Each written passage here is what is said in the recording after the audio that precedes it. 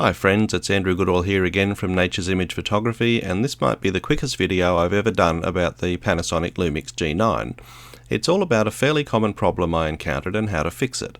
But before we get started, please be sure to hit that subscribe button if you haven't already, to stay in touch with all my future content on the G9 and my world of photography. So the problem I had was with the electronic viewfinder, and one of the viewfinder options you can access using the function 3 button on the back of the camera. It turns out a lot of people have encountered exactly the same issue. The good news is there's an easy fix. So here's a little video I recently recorded out in the field. I really hope some of you find this helpful. G'day friends, it's Andrew Goodall here again from Nature's Image Photography, and today I want to talk to you about a little issue I recently encountered on the Panasonic Lumix G9. Luckily it's an issue that I was able to sort out fairly quickly, but it turns out it's a fairly common issue. Quite a few people have come across the same problem, so I thought since people were kind enough to explain to me how to fix it, I would show it to you so that if you're looking for the same issue or a solution to the same issue, then here it is. The issue specifically is with the electronic viewfinder, and specifically the ability to switch between back screen and viewfinder depending on how you want to look at your images. Now you probably know that by pressing the function 3 button you can have your camera set up so that you line up your image through the viewfinder.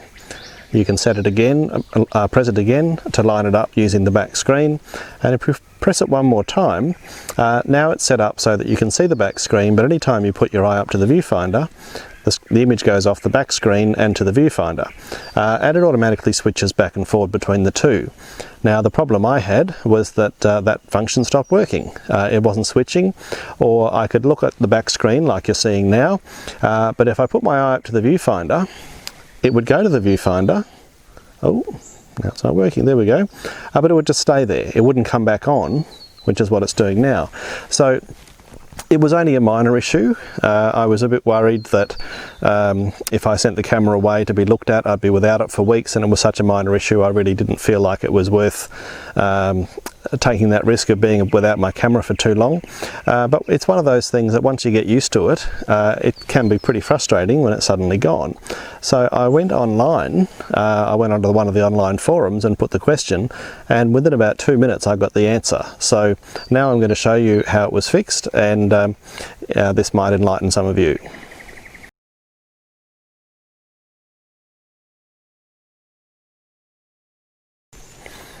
So the advice I was given was that the sensor that recognises when your eye's up to the viewfinder was probably dirty.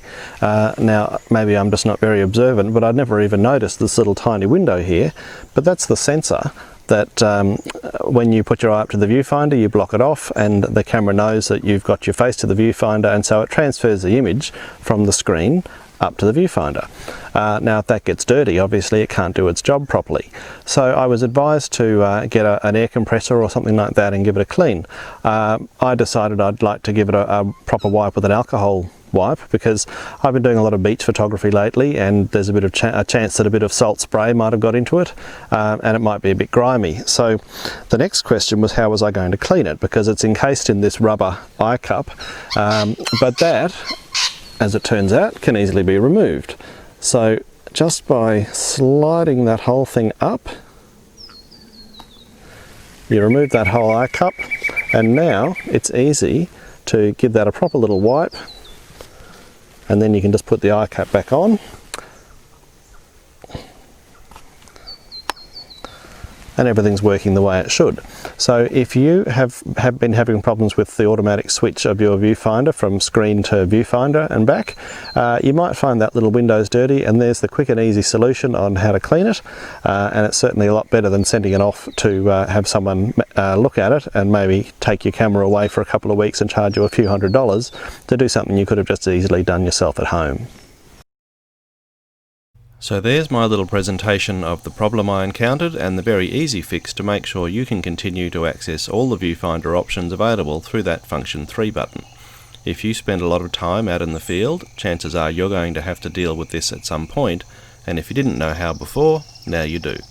Before you go, don't forget to hit that subscribe button. I'm Andrew Goodall, this is Nature's Image Photography, thanks for watching.